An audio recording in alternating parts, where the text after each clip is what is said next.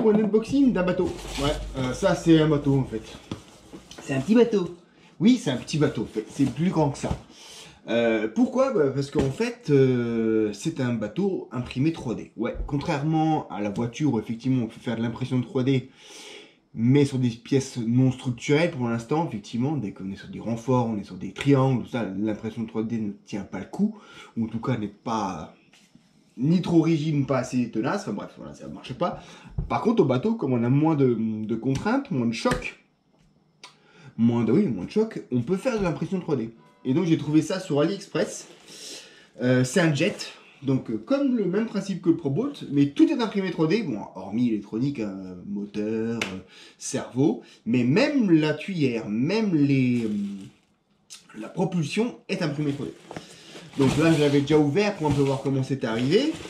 Donc c'est exactement à peu près le même principe, la même gueule. Tu as le faux moteur, voilà. Voilà, je m'y connais très peu en impression de 3D. Les connaisseurs me diront si c'est bien fait. Moi, je trouve que la finition est pas mal. Les passons sont pas mal. Il y a les petits pilotes, donc il y aura un petit peu de peinture à faire. Voilà. Par contre, ça pèse un petit peu quand même, effectivement, les pilotes. Tac. Tu vois. Donc c'est là où on voit effectivement sur des phases où c'est pas... Il faudra peut-être un petit peu poncer avant de peindre, des choses comme ça. La coque. La coque avant, la partie avant, donc tout ça, ça va se coller. Donc il y a un petit manuel. Alors, le designer est allemand. Monsieur, pas Gerd Müller, mais quelque chose Müller. On le trouve sur YouTube. C'est lui qui a fait le modèle. Donc ça, c'est la partie avant. Et on voit déjà ici un truc qui est vachement intéressant. C'est pour ça aussi que je l'ai pris. C'est qu'il a un système anti-retournement. Alors, celui-ci, là aussi, vous avez vu, il fonctionne maintenant en 4S. C'est une masse en fait qui fait par inertie, qui fait basculer.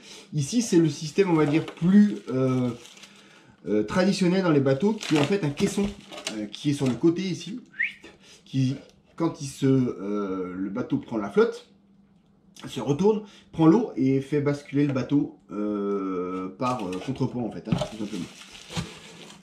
Donc ensuite tu as la partie centrale. Donc ça arrivait en 10-15 jours. Oh, et ça vient comme ça. Donc il y a tout l'accastillage entre guillemets. Donc tout ce qui est tuyau d'aspiration. Là tu as le jet à double étage. Donc ça on verra quand on le montrera, je vous montrerai. Le principe en fait ici, sur celui-ci tu n'as qu'une hélice entre guillemets en interne qui propulse. Ici tu as entre guillemets deux hélices indépendantes l'une de l'autre, enfin en tout cas déconnectées, ce qui permet en fait d'avoir une réserve, ici tu vois une séparation. Quand le bateau n'aspire plus, ben il y a toujours un peu d'eau dans le dernier, ce qui permet de garder un peu plus constant le jet. Donc tu as tout ce qui est attelage moteur, tu as tout ce qui est accastillage. Le manuel, on va le télécharger en ligne. En tout cas, le vendeur AliExpress me l'a donné en PDF. Donc, on va faire. Voilà. Là, tu as le roll cage.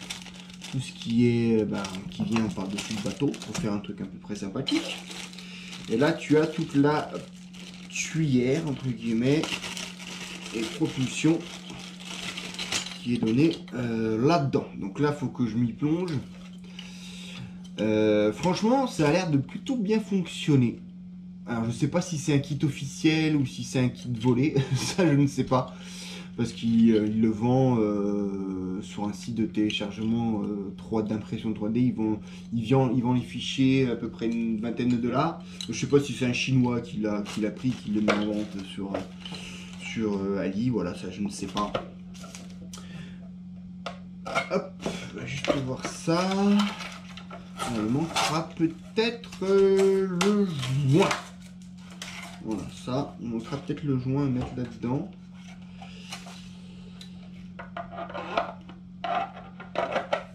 Comment on fait l'étanchéité de ce truc là. Ouais, il y aura peut-être un joint. Est-ce qu'il est là? mes points ici, il faudra que je regarde ça de manière plus précise. La tasse qui se met en dessous. Donc voilà, c'est comme ça et j'ai déjà reçu l'électronique qui va aller avec.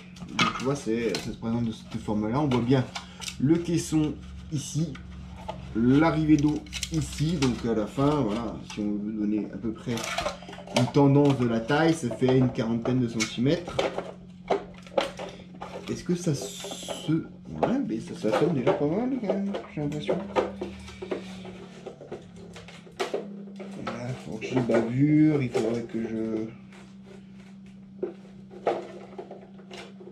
Hein, et puis on va voir ça.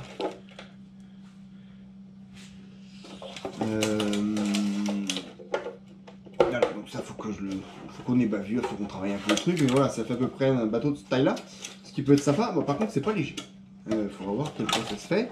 Et donc j'ai prévu une propulsion en 4S.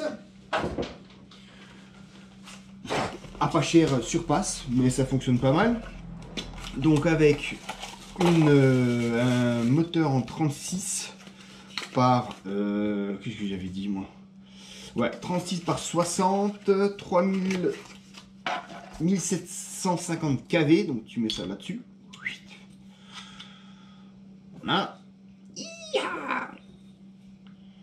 Tu mets ça là-dessus. Tu vois. Tu le prévois pour mettre ça là-dedans. Pack. Le petit servomoteur pour bouger la cuillère. Et puis bien sûr le Vario 70 ampères sur place avec sa petite carte de programmation.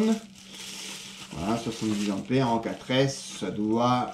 je pense être pas mal sympathique. Donc par contre il y a du montage. Je sais pas quand j'aurai le temps de faire tout ça. Mais on va regarder. Voilà pour cette présentation de ce petit boat qu'on va remettre dans son petit écrin. Tranquillou. Et on va regarder tout ça. Voilà. Je vous laisse ici et puis on se retrouvera dans d'autres vidéos pour le montage en cours ou final. Bon, on verra.